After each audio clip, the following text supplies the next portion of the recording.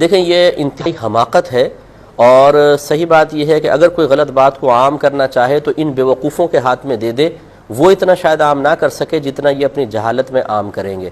اگر آپ ایک بات کو غلط سمجھتے ہیں تو اس غلط بات کو آپ کیوں آگے شیئر کر رہے ہیں کہ 10 آدمی اس کو سنیں گے؟ میں اس بات کا شدید مخالف ہوں کہ اگر کوئی بالفرض نبی کریم صلی اللہ علیہ وسلم کے اس شان میں کوئی گستاخی کر دیتا ہے، جیسے کارٹون وغیرہ بنا دیے، کچھ کر دیے، تو آپ کسی کو کہیں کہ جا کر دیکھو۔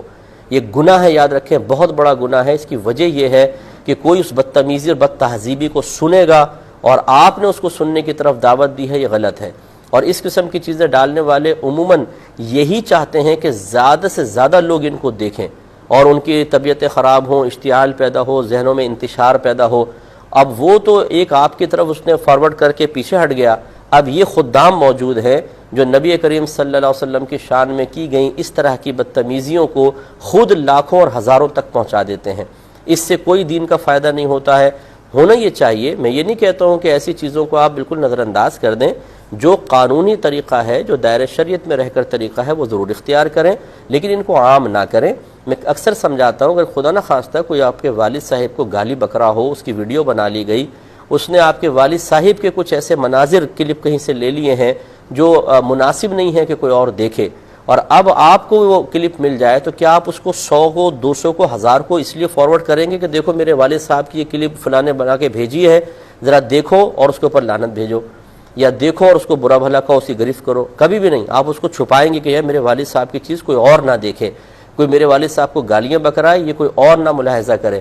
تو جب نبی کریم صلی اللہ علیہ وسلم کے بارے میں یا اور صحابہ کرام کے یا اسلام کے بارے میں کیسے آپ پسند کر لیتے ہیں کہ یہ چیز آپ کے پاس آئی تو آپ نے بس اتنا لکھ کر آپ نے سوچا شاید میں بہت بڑی خدمت کر رہا ہوں کہ یہ آپ دیکھیں، اس کو آگے شیئر کریں اور لعنت بھیج کے شیئر کریں۔ ارے بھائی، تو اس سے فائدہ کیا ہوگا؟ تو ہمارا یہ مشورہ ہے، بہرحال عموماً ہمارے بھائی بہت زیادہ ذہین ہو چکے ہیں، ہم جیسے علماء اگر کوئی مشورہ دیتے ہیں تو ان کی ذہانت ہماری ذہانت سے بہت اوپر ہوتی ہے۔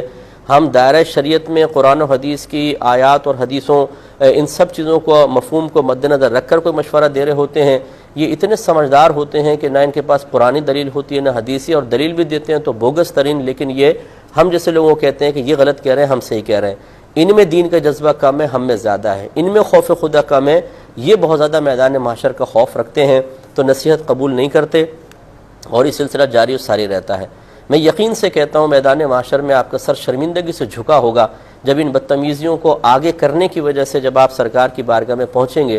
اگر سرکار نے یہ آپ سے سوال کر لیا کہ تمہیں تو چاہیے تھا کہ اس چیز کو فوراً ختم کر دیتے، لیکن تم نے ہزاروں کے سامنے میری اس چیز کو پہنچایا، جو میری بدتمیزیاں میرے ساتھ کی گئی، تم نے اس کو کیوں پہنچایا؟ کیا جواب دیں گے آپ؟ اب آپ یہ کہیں گے جی اس لیے تاکہ یہ ختم ہو جائے۔ پہنچانے سے کبھی ختم ہوا ہے آپ بتائیے؟ تو اس لیے ذرا تھوڑا سا اس میں توجہ فرمائیے۔